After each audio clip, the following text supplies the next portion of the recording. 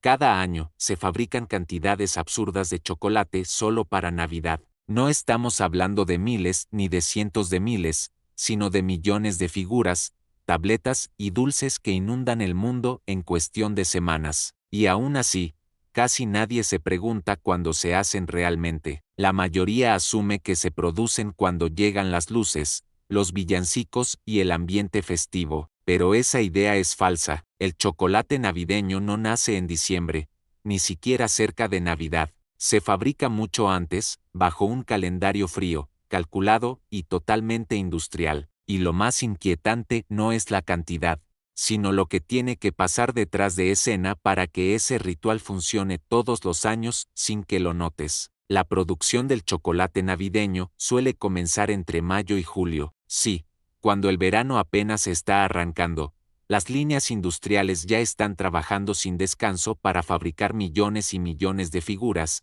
tabletas, esferas y chocolates especiales que no verás en tiendas hasta fin de año. Todo se hace con meses de anticipación porque el volumen es simplemente descomunal. Y aquí surge la primera pregunta incómoda: ¿cómo se conserva todo ese chocolate durante tanto tiempo sin que nadie lo note? La respuesta está en gigantescos almacenes climatizados, espacios industriales donde la temperatura y la humedad se controlan al milímetro. No es solo para que el chocolate no se derrita, sino para que no pierda brillo, textura ni ese característico crack al partirlo. Pero este proceso tiene un costo enorme. Mantener miles de toneladas de chocolate en condiciones perfectas durante meses es un riesgo constante. Un fallo eléctrico, una ola de calor inesperada o un pequeño error humano pueden arruinar lotes completos que valen millones. Y aún así, las marcas lo asumen, porque no hacerlo sería todavía peor.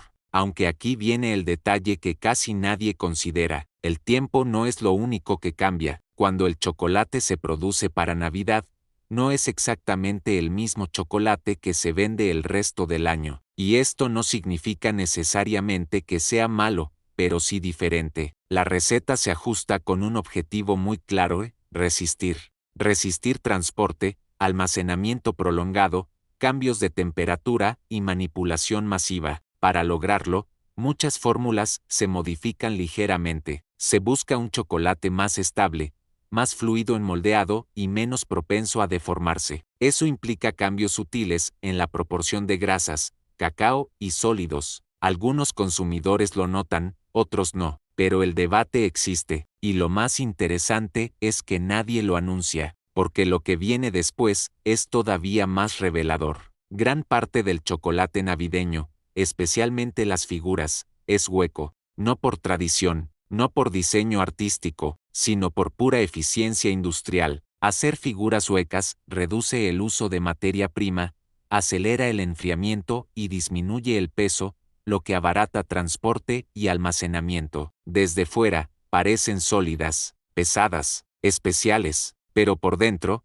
muchas están diseñadas estratégicamente para maximizar volumen visual con menos chocolate real. Y no, esto no es ilegal, es ingeniería de producción, y cuando millones de unidades deben salir perfectas, la fábrica entra en lo que muchos trabajadores describen como modo guerra. Durante los meses pico, las plantas operan 24 horas al día, 7 días a la semana. Las líneas no se detienen, los moldes pasan sin descanso, los robots desmoldan, empaquetan y clasifican a una velocidad casi hipnótica. Todo está sincronizado para que un solo segundo perdido se traduzca en miles de chocolates menos. El margen de error en Navidad es el más bajo de todo el año. Una falla mínima puede retrasar entregas globales, y cuando eso ocurre, el problema ya no está en la fábrica, sino en las carreteras. Mover chocolate en temporada navideña es una pesadilla logística que muy pocos llegan a imaginar. No se trata solo de llevar cajas de un punto a otro, se trata de mover toneladas de un producto extremadamente sensible, que puede perder su forma, su brillo o su textura con apenas unos grados de diferencia. Por eso, gran parte del transporte se hace en camiones climatizados, muchas veces durante la noche, para evitar picos de calor.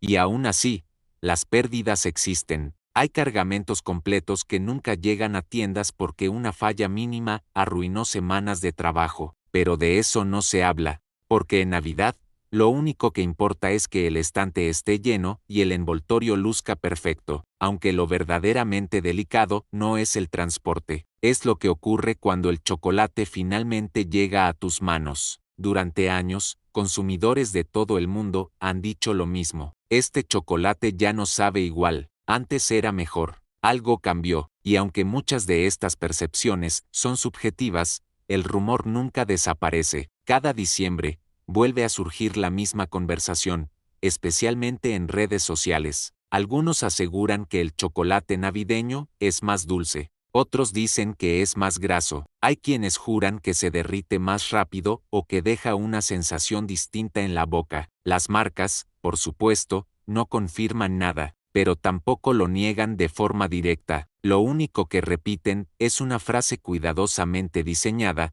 cumple con los mismos estándares de calidad. Y esa frase, curiosamente, deja mucho espacio para interpretación. Porque cumplir un estándar no significa que sea idéntico, significa que está dentro de lo permitido, y en producción masiva, especialmente cuando hablamos de cientos de millones de unidades, la consistencia industrial pesa más que la experiencia individual. Esto no es una conspiración, es un modelo de negocio, un modelo que prioriza estabilidad, eficiencia y volumen sobre cualquier otra cosa, y cuando la demanda explota como lo hace en Navidad, cada decisión se vuelve más fría, más matemática y menos emocional. Pero entonces surge una pregunta inevitable: si todo esto es así, ¿por qué el chocolate navideño sigue vendiéndose como nunca? La respuesta no está en el cacao, está en la cabeza, y entender esto cambia por completo la forma en la que ves el chocolate navideño,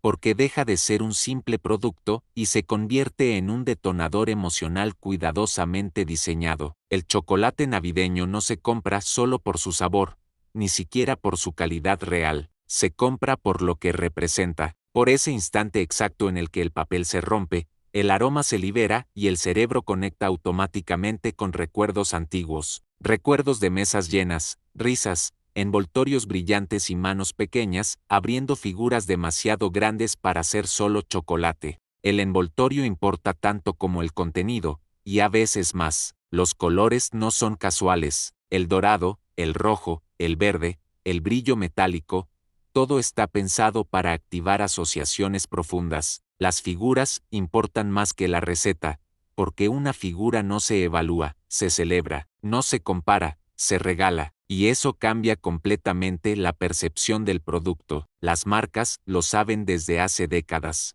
Por eso invierten millones no en mejorar el cacao, sino en perfeccionar la experiencia. Diseñadores, psicólogos del consumo y equipos creativos trabajan durante meses para decidir una forma, un color o un detalle que solo existirá unas cuantas semanas al año. No venden chocolate, venden una emoción concentrada en papel brillante. Y aquí aparece la parte más irónica de todas. Aunque el chocolate se produzca meses antes, aunque las recetas se ajusten para sobrevivir a la logística global, y aunque el proceso sea mucho más industrial de lo que muchos imaginan, el ritual funciona. Funciona mejor que cualquier campaña racional. Cada año, sin excepción, las ventas se disparan, los estantes se vacían y las mismas personas que dicen ya no es como antes vuelven a comprarlo. No porque sea el mejor chocolate del mundo, sino porque es el chocolate correcto en el momento correcto, porque aparece justo cuando el cerebro baja la guardia,